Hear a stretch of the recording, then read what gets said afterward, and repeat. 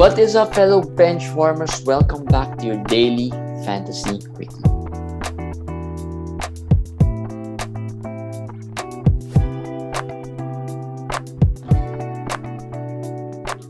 What's up, guys? Welcome back. In case you missed us, especially our followers from the other parts of the world, yesterday we had a live session Q&A, although it was in Filipino, it was in Tagalog. So, but it was a great session about some of the trades that happened during trade deadline. We'll maybe talk about some of them today. Of course, I'm your host, JJT with Komish Eric. How are you? Great session last night. Great Q&A last night. Lots of insights, lots of input with Coach Sandy Arispacochaga. I learned a lot from him because of the coach's perspective on how he breaks down, players, trades, moves. So the Chris Boucher analysis was one of the how do you call it? One of the things that really opened my mind about Chris Boucher, gave me a different perspective. So from a coach's perspective, he really is not the best when it comes to the real basketball situations, right? That's the observation from a coach, from an actual basketball coach. So for us fantasy players, we don't really care as long as he gives us the numbers, right? So that's one of the things I really liked about last night's episode. We'll upload it after this episode. But let's get on to some news. We've got some traded players seeing action for the first time. Montrezl Harrell came off the bench from... It was kind of expected that he comes off the bench. That isn't surprising. I guess the question is the minutes. Today, how many minutes did he have?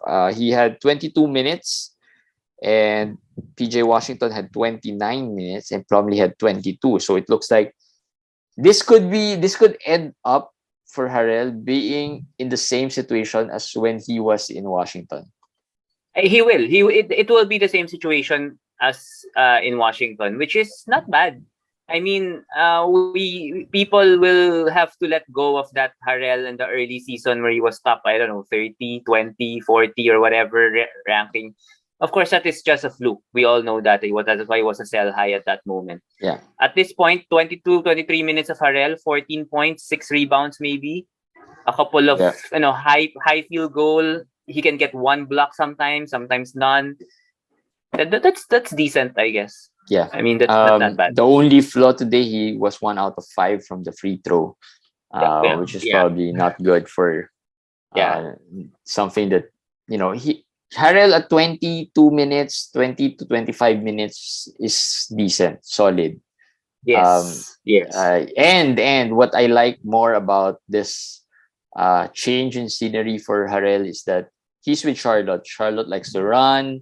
He likes to run. They have better facilitators. They have better players, right? So I guess think you can that's just a better say fit. that, Charlotte doesn't play defense, and Harrell doesn't play defense. So the perfect match. Yeah, and people were afraid of PJ Washington, and I've been writing and saying it that do not drop PJ Washington. If he's available, add him. Even off the bench, even with Harrell, Jeremy said 29, I guess. 29 minutes. He will at least get 28, 27, 28, sometimes 33 minutes if there's foul trouble. So I don't care if he wasn't traded. He still is a high upside guy in fantasy. So he's a hold. He's a hold. Yeah, at 29 minutes, he had 13 points, 5 rebounds, 5 assists, and 1 steal. So solid numbers with 3 3-pointers. So he could end up being the second unit's Miles Bridges. Right? He can do a little bit of everything. At least, there's a good role for him there with the second unit as well. So we don't really need him to start at center because we all know Plumlee's going to start there. Things might change if Gordon Hayward comes back, but that's still way down. Yeah. down the road.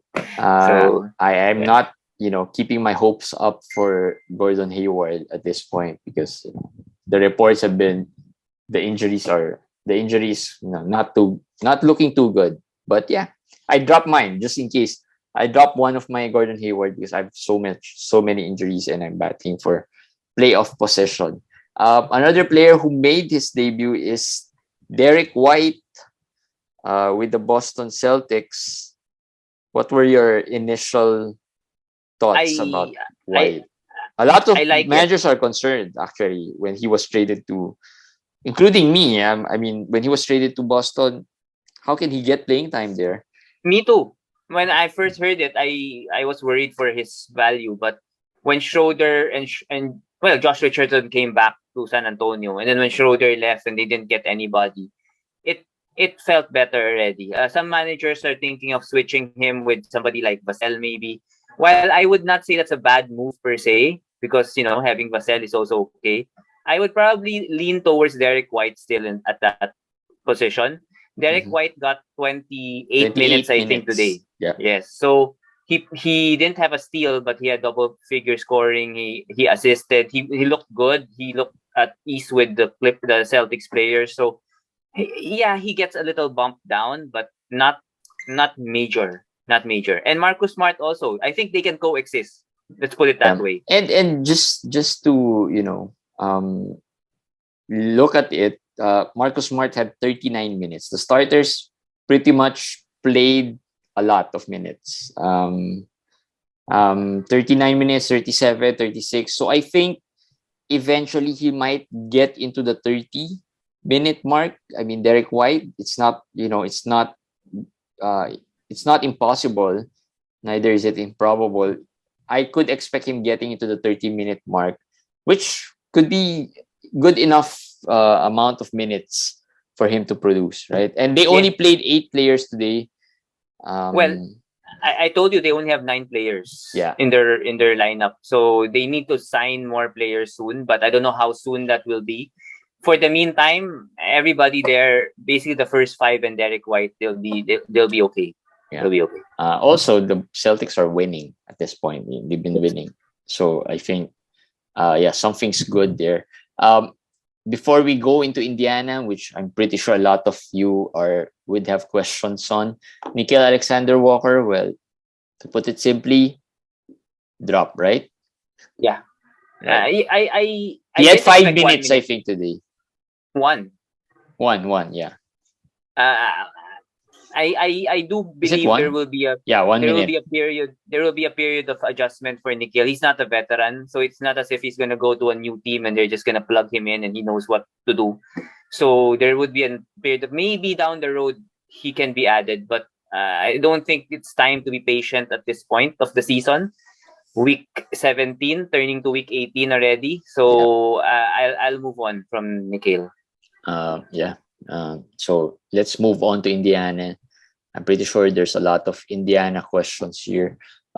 Haliburton, before the center rotation that I'm sure many are interested in, Haliburton and Buddy Hield had their first game today, and both played well. Hield Yeah. actually played really well. Nearly had a triple double. He started, he facilitated. I watched some of the games. He was aggressive. He was setting up teammates. I'm not sure if it's just the first game high, but yeah, he played great today. Yes, it's the first day. uh, but I'm happy. I'm like a proud father of Buddy Hield. I've been hard on him the whole year, but I knew that he just needed to get out of Sacramento to Indiana is a great situation for him. It's just a Yeah. great spot for him. I don't know if he's gonna continue to be the starter. Malcolm Brogdon coming back. I don't know if it's Duarte who will go to the bench or if it's Buddy Hield. But regardless, it's still better than Sacramento. So I like it for him. I like the situation. Haliburton, I don't care if Brogdon comes back or not. He's really a Yeah, stud. yeah. Haliburton played another great game. It's possibly his team already, right? I Yeah, mean, I could he's see probably the that. I mean, star. I could see Yeah. that. I could see him, and they really like him there. I mean, he was treated like a star. Um, Yeah, how many he had nine? He had 23 points, 6 assists, 3 steals, just 6 turnovers. But yeah, we'll take that. 9 out of 15 and 4 3. So solid numbers. Now the biggest question would be the forward rotations of Indiana. First, let's talk about O'Shea Brissett. O'Shea Brissett has Okay. a double-double, 18 points, 11 rebounds, 2 blocks, 3 assists. Is this something that you feel would stick? I At least think, short term, I think it would. yeah, I think so. We can't talk about Brissett without saying that Isaiah Jackson Yeah. got injured again. So his ankle didn't I hold. think he played through today's game. I think he wasn't really. That's just my sense because nothing. I saw the play wherein he winced, and you knew already with the facial reaction that it wasn't good. But I didn't see him, sprain his ankle at that time. So I think this could be something that he just played through it. It wasn't 100%. I just feel it wasn't 100%. He played through it, and it wasn't good. He wasn't I will comfortable. agree. I will agree with that. But given NBA these days, they won't play somebody in a game like this that's not 100. They thought he was 100%, but I would give it to you that he wasn't 100%. Yeah, They thought I that mean, he he was, just but he jumped. wasn't. He just jumped. Yes, I guess it was aggravated. Yeah. Not aggravated. Maybe not I'm pretty properly sure hit. it just wasn't right. I think he's feeling some pain there. He just wanted to play. He's a young player. I'm sure he's eager to go out. I mean, this is his chance, right? I'm pretty sure Yeah. when he knew about Sabonis getting traded, his eyes would light up and say, "This is it. This is my chance to get the playing time." And with Goga, out again with the what happened to Goga? I think he had a head injury or Yeah, something got hit in the head or yeah. whatever. So So, I'm pretty sure he was excited to play, and I but feel that he wasn't really 100. And he's a rookie. Come on, those yes, the thing you're talking about players, the teams playing players who are not who are 100% should be 100%. Those are for veterans, the older guys. But for the young guys, they would want to play. They can lie to say that yeah, I'm good. I'm pretty sure they'll do it. I get that, but I think it was the Indiana Pacers physical therapist's mistake, uh, letting him play. Yeah. But still, he's probably not gonna play the next game. That I think I wouldn't be will surprised if he won't play until the All-Star. that's possible. And Goga also. I don't know if it's a concussion, if he just got hit in the head or whatever. But playing 9 minutes and not coming back doesn't seem like nothing to me. Yeah. So given those, yeah, O'Shea Brissett looks good because they just they just have him at power forward. And Miles Turner, the update on Turner is he's coming back after the All-Star break. Yeah. So who's left? Jalen Smith and O'Shea Brissett. So I think Jalen Smith and Brissett are good ads until the All-Star break. I mean, I don't know what happens to Goga, of course. He might be okay. He might come back the next game. But even if Goga comes back the next game, Jalen Smith can play the 4, can play the 5. He looked good. Yeah. Jalen Smith looked good. Actually, when both Isaiah Jackson and Jalen Smith are healthy, they play them both, right? They had minutes wherein they played them both. When Goga went out, Goga played less than 10 minutes, I think. When Goga went out, they played both of them, and they look good. Both are fast, both were skilled, both were very athletic. Yeah, so we'll just have to wait and see what happens to Isaiah Jackson, what happens to Miles Turner. I think that's the biggest question mark now. Miles Turner, how does he impact this rotation? But Isaiah Jackson, is he still a hold for you? A stash? It's hard, but if you can afford to stash, if you have an IL, I will stash. But if you don't, I can't see stashing him at this point. He's gonna miss games. Miles Turner's coming back. The way I see it, Miles is gonna start, of course. Yeah. And then the power forward, people say Isaiah Jackson, but I think it's O'Shea Brissett. I think Brissett will start, but Jalen and Isaiah Jackson will get minutes. That's why I'm not high on Brissett, because I think Isaiah Jackson and Jalen will play at power forward also. So that's a lot of bodies to worry about. That's gonna be a problem. For those who are stashing him and are in the trying to make the playoffs, that's gonna be a challenge. But if you have again the luxury of stashing him, I mean, both Jalen Smith and Isaiah Jackson look really good. I mean, in limited minutes, Isaiah Jackson had 3 steals, 11 points, right? Solid numbers already. In fact, even if you look at those numbers, you'll probably be happy already, considering that he got injured, right? 11 points and 3 steals in less than 12 minutes, I guess. Or yeah, so yeah, that's the Indiana situation. It's a wait and see thing. Let's talk some more about injuries. Kristaps Porzingis. Well, this is an injury update. They said that he will play.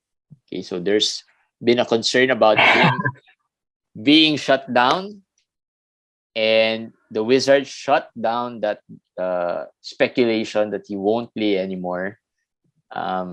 He will play at some point. There's, I think, tomorrow. Yeah, they said it's tomorrow, so maybe this is another case of teams preserving their star player just to get them traded. Yeah, but actually, before he was traded in Dallas, it was being said that he was about to come back. He was coming back soon. But there was just no timetable for that, right?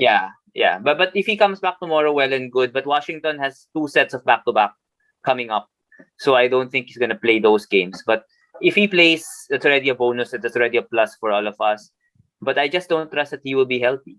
Let's just put it that way. I mean, he will play. The question is until when?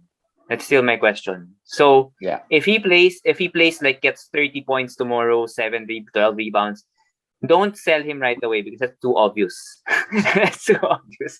I think you let him play through the All-Star break, and then during the All-Star break, that's the best time to trade people.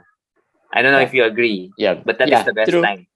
True. That's the best time, and maybe especially if they played really great before the All-Star. You pray right? That he plays well. Because that's going to be the basis of other managers if they want him or not, right? Then that's your justification on why you're trying to trade him as well. So, but again, you probably won't be able to trade him too high just because it's I have another justification. You guys say Washington has a very good playoff schedule, and they do. They have one of the better playoff schedules, Washington. So that's an easy sell if he plays well, and you say, hey. But if the manager is smart, as Coach Sandy said, it's hard to pull one over. Veteran managers are hard to trade. They would tell you, they will have 4 games on each week. How many will Kristaps play? 2?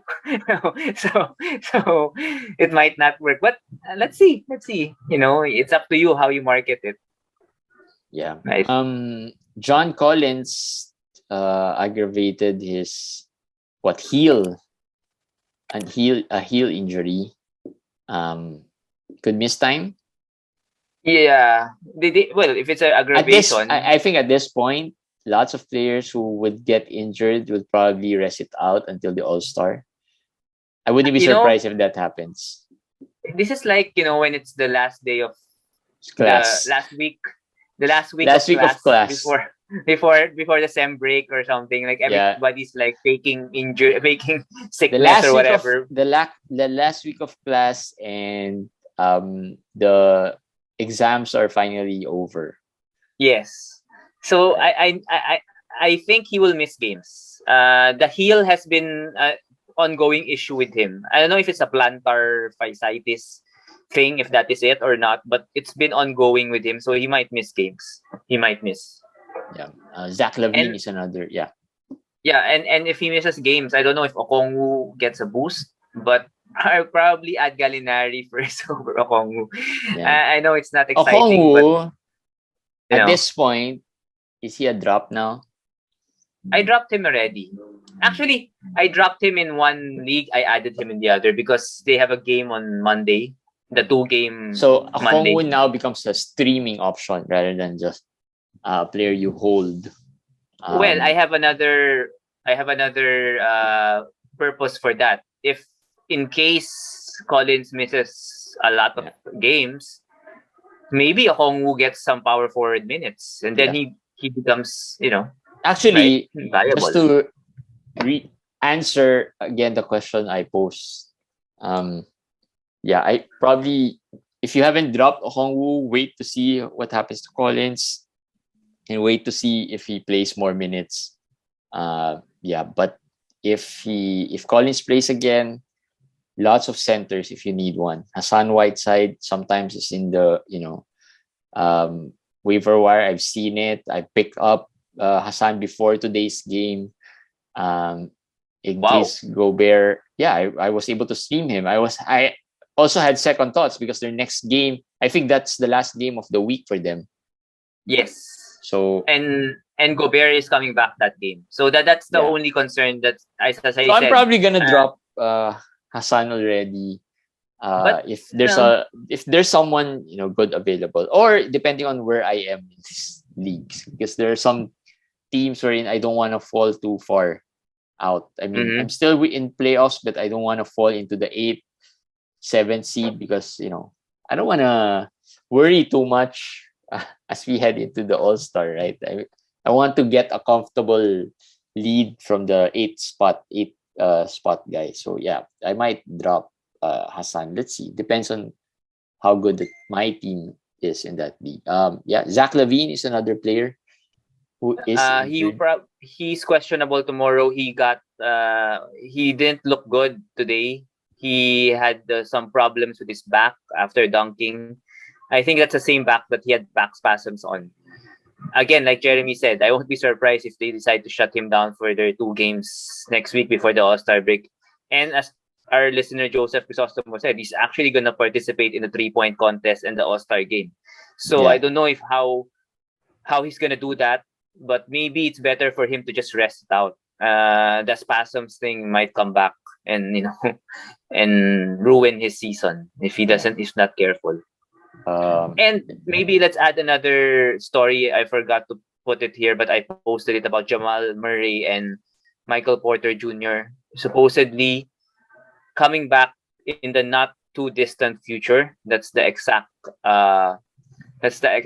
statement. And I read the report that they're going to be physically cleared before the end of the regular season. I love these linguistics things by the teams. It's like that's just saying if we make the playoffs we'll play them, but if we don't make the playoffs they're probably not gonna play anymore, right? Well, they said they're coming. If we have a chance to before the end of the regular season. So hold. Stash. Choose one and stash. I said. Who do you trust more? Jamal. That bad? Michael Porter has been that bad this year. I'm gonna ask you who you trust more, Dame or Jamal or Paul George, right? I mean, if you're stashing Dame, maybe you have to switch to Jamal, right? Yeah. You know what? I have a feeling Dame plays a few more games because he's about to return, right? He can return I think after the All-Star, before fantasy playoffs, or at least if you're week 19, he might return on that week. Actually, he's already 6th week this week. Yeah. This is the 6th week. But we don't have any updates. Yeah, because it's the All-Star. Come on. They won't play him. I mean, that's for sure, right? All the words about him being shut down, everything's speculative. I just have this feeling that he might not finish the season, but he'll maybe play a few games before he totally gets. That's just possible. Me. That's just possible. Me. Because this is the 6th week, like you said, they'll have the All-Star break, and he'll probably have 7-8 weeks off already, right? Yeah. That week 19, he's probably good to go. And he might just test it out, see what happens there. I mean, it's a possibility. No one's saying he's gonna be shut down except fantasy managers. So Yeah, you could but say that. having said that, he is not uh, a stash if you don't have the luxury of stashing a player like him, right? If you're Yeah. fighting for, Yeah. I mean, these are, I guess, Jamal, Dame, Michael Porter. These are luxury stashes. You probably don't stash them until you've secured the playoff spot or a bye or whatnot, right? So, yeah, lots of Dame being dropped.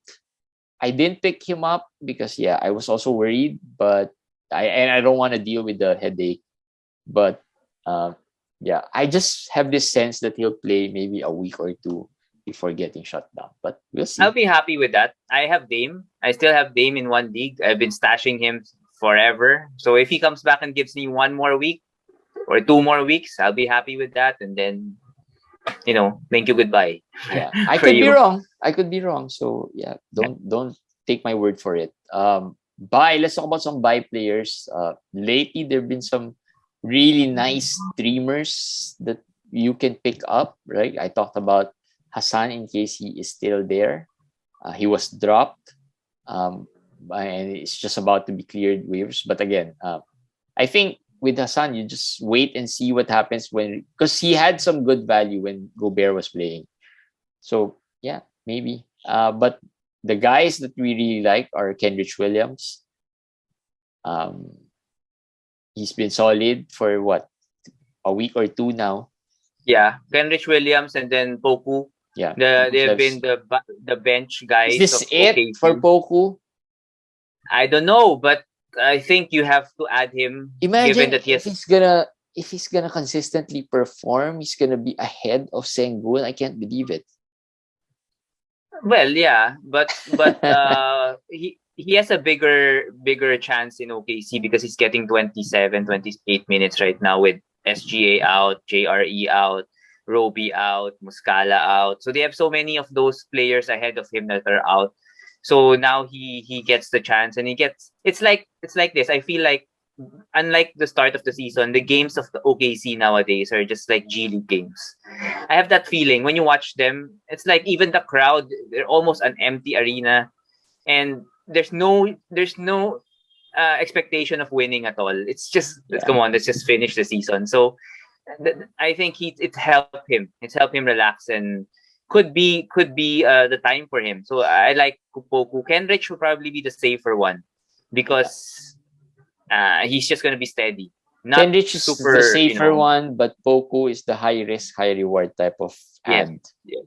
And if you want maybe the more sure one, it's Darius Baisley. He's still available in some there. If he's still there, because it's been a while since he's had a bad game, so he's been having really great 2-3 games already.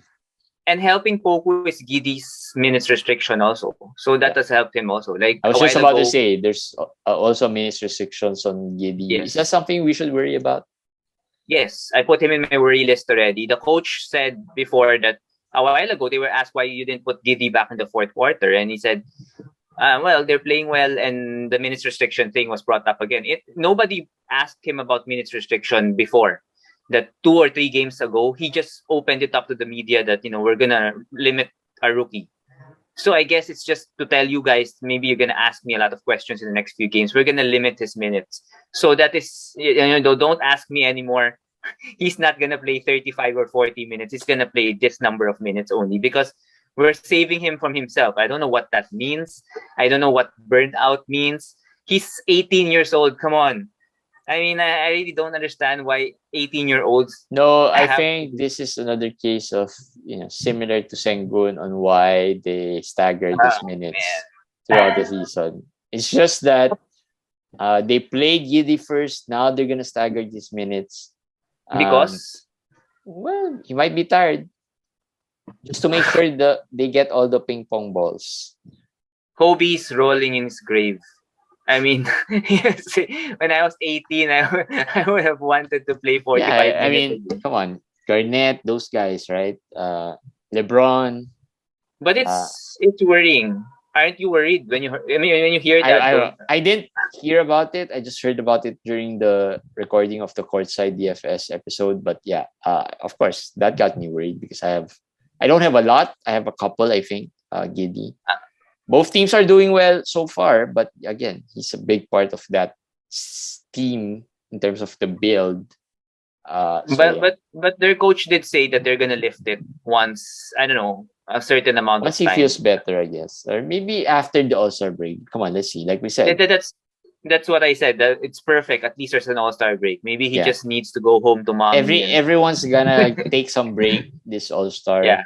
And we wouldn't be surprised if teams would rest some of their players earlier than even before the last game, right? Maybe towards the last game of their before the All-Star break, they're gonna rest lots of players. Another speculation by me. Ayo Dosunmu, in case he was dropped, because he had a short stint wherein he didn't play well, and I think he got injured as well, missed a game or two. But yeah, in case he was dropped, he is a buy player. Chuma Okiki, not really the most popular among fantasy managers. Chuma Okiki, but yeah, he's been playing well. Good enough to be at least to be your last player in your roster. In the past 10 games, I put it there. 1.6 threes, 1.3 steals, and then 1.1 block. It doesn't look that way because he doesn't score in double figures every game, but those numbers are valuable numbers, right? If you like Tybul, he's always a favorite. You probably would like Okiki because he scores. I would roster Okiki over Tybul. Yeah. At this point. We said it lots of times. Not really for the regular season, Tybul. Hamido Diallo has been playing really well. Yeah. I don't know. I added him in the 18 team league and never really dropped him after that. So although it's an 18 team league, but yeah, he's been playing really well. Today he came off the bench even because Cade returned. Yes, and he still played well. 7 out of 9, and then got 20 maybe minutes. This is the guy to own and not Kelly Olynyk. For now, I don't think as with Diallo's path, it's been up and down. So now it's up. So play him, ride him, but expect it to go down. Kelly is the same thing. Kelly is a very I'm gonna say this again, but Kelly is a very, very streaky player. When he's hot, he's hot. When he's cold, he's really cold. But when he starts to have a good game, pick him up because 100% he will have 2, 3, 4, 5 straight good games. That's how he is. So for now, it's Diallo. Yeah, and for again, now it's Diallo. In the depth of Detroit, really, it's not good for Kelly's minutes because they still play lots of. Isaiah Stewart's playing well. If you look back, maybe the reason why Kelly was so good early on in the season was because Isaiah Stewart was playing bad. Now he is playing really well, Isaiah Stewart. So, maybe it's not worth keeping him. We talked about him yesterday, Olynyk. Maybe it's not worth holding on to him at this point. Not yet, because you're gonna miss out on a lot of players. Like players we talked about, Kenrich, Pokusevski, Ayo. There's a lot still on the waiver that's opening up, especially with the players who just got traded, some rotation changes, right? There could be some value there, and holding on for too long might cost you your season. All right, well, that's it for today's Daily Fantasy Quickie. Are there any players who got traded who hasn't played? Oh, Harden hasn't played. Seth, Drummond tomorrow. We'll see how they are. Dinwiddie for Dallas. So there's still Kristaps. a few more. There's still a few more. So yeah, we'll see how those rotations would be because everyone's really curious about the rotations. But at least the biggest rotation question mark is the Indiana one, I guess. That's still a question mark. Yes. Still a question mark until this time. All right. We'll see you again tomorrow. Have a good weekend, guys. And See you for another Daily Fantasy. Bye.